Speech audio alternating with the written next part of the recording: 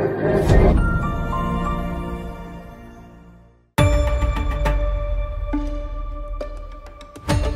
have to train officer candidates and student officers to become leaders of excellence with an upright character for the Philippine Army.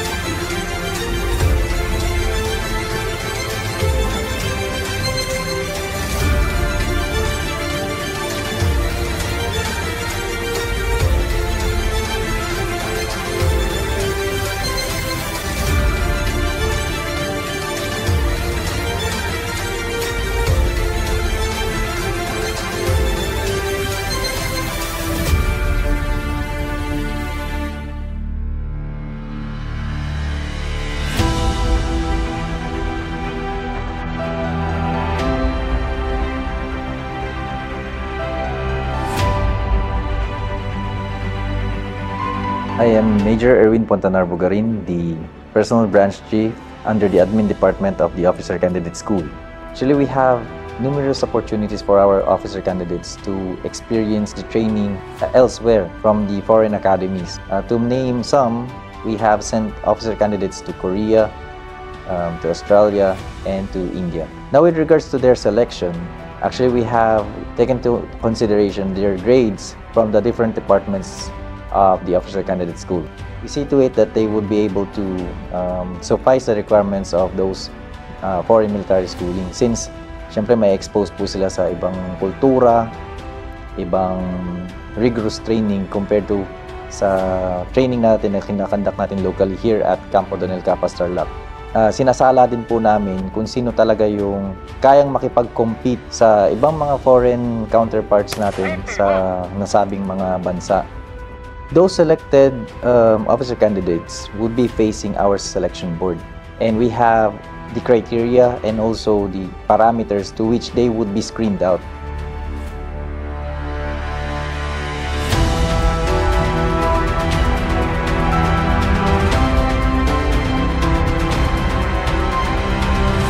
I was selected as one of the foreign cadets to the Indian Military Academy Class 156 representing the Philippines.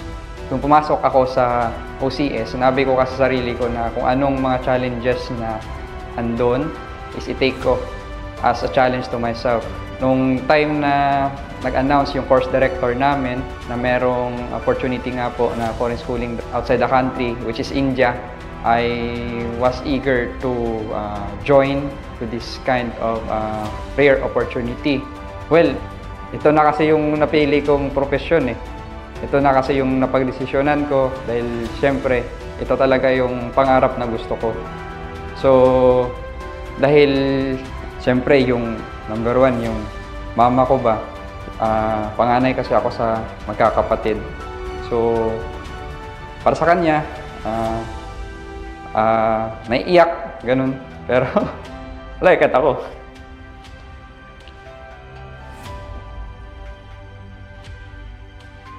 Sabi ko sa pamilya ko, huwag kayong mag-alala.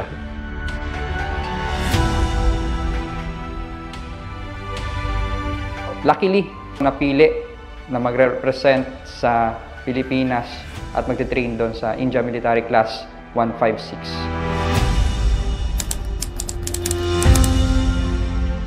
So yung rites of passage nagva-vary from different military organizations. So dito sa Officer Candidate School, after determining that the junior class is ready to lead the Officer Candidate Corps Philippine Army, nagkakandak tayo ng parade. Wherein dito sa parade na to is part of the tradition of the Officer Candidate School, wherein dito formally natra-transfer yung authority for their junior class to lead the OCCPA. So within this parade na to, sinisimbolize ito ng pag-turnover ng sword. Papakita doon from platoon leaders, company commanders, battalion commanders, and the brigade commander mag-start sa platoon leader, ito turn over niya yung kanyang sword, which symbolizes na binibigay niya na yung authority for the platoon leader or the key leaders to lead. So from that, makikita natin na the Class 60 is already the ruling class wherein lahat ng responsibility ng OCCPA, especially the key leaders, is already turned over to them. And that symbolizes also na yung Class 59 is already graduating.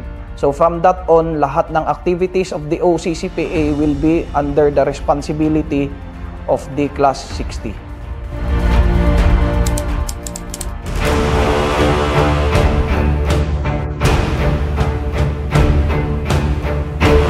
An ideal military officer is a leader. He knows how to analyze and assess a situation, quickly make a decision, and give his command, then lead his men in executing the plan.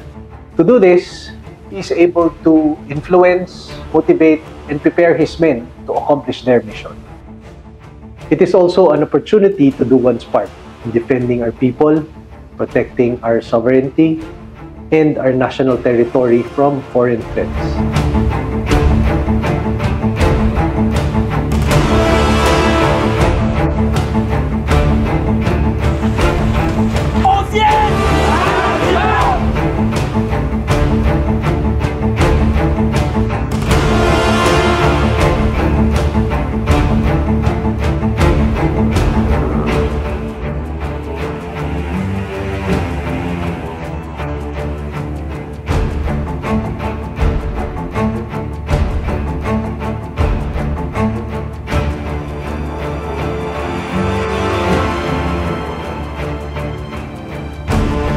Isang platoon, nandyan yung platoon leader, siya yung magdadala ng isang platoon composed of 3 squads.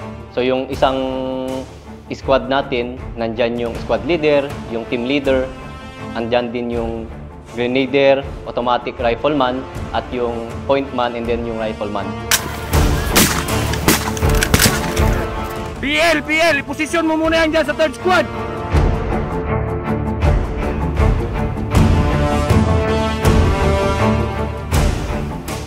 Yung infantry battle drills, o mas kilala sa tawag na battle drills, ay naglalarawan sa kung papaano yung platoons or squads makapag-apply ng fire and maneuver sa mga common na mga situations or encounters namin sa battlefield.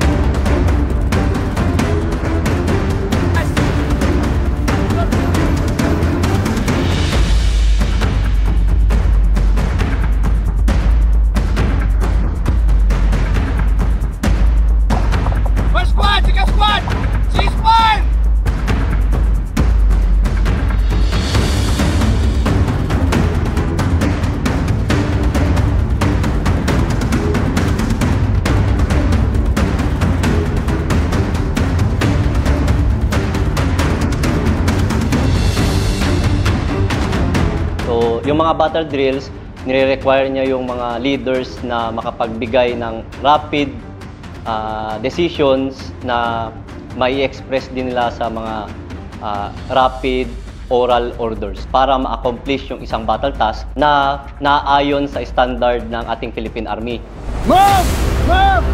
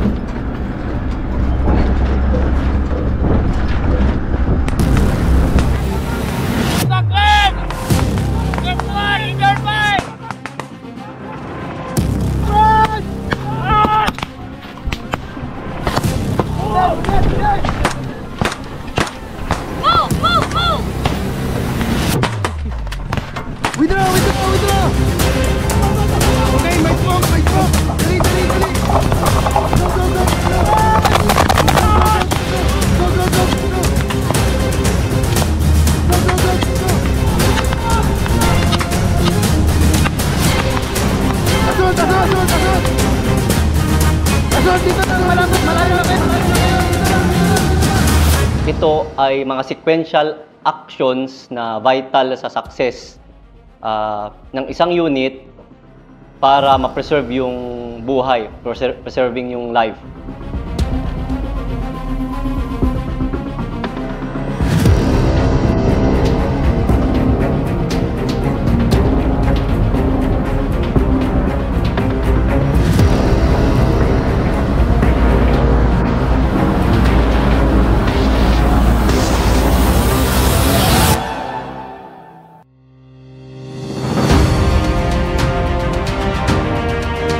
Dumadaan sila sa rigorous training, nagkakaroon sila ng practice, nagkakaroon sila ng opportunity na masubukan gawin yung battle drill sa isang simulated na environment.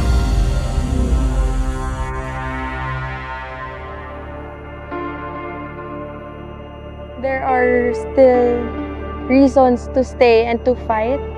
So okay naman kasi still fighting, still trying to think positively na magiging okay yung lahat. Naging okay naman ako, recovering still. Ano lang to, pagsubok lang to, there's always a rainbow after the rain na naman, sabi nila. So, super thankful sa lahat, super thankful sa mga kaklase ko. Tapos, ayun, na natutuwa ako sa mga naniniwala sa akin na matatapos ko to. Especially my SOCs. Thank you po na andyan kayo para baguhin yung utak ko na lumaban pa. By that time na na-recycle ako ay na-lumoral dahil sa feeling ko is mabibehind talaga ako sa mga kaklase ko kasi na-recycle ako from class 60 to class 61.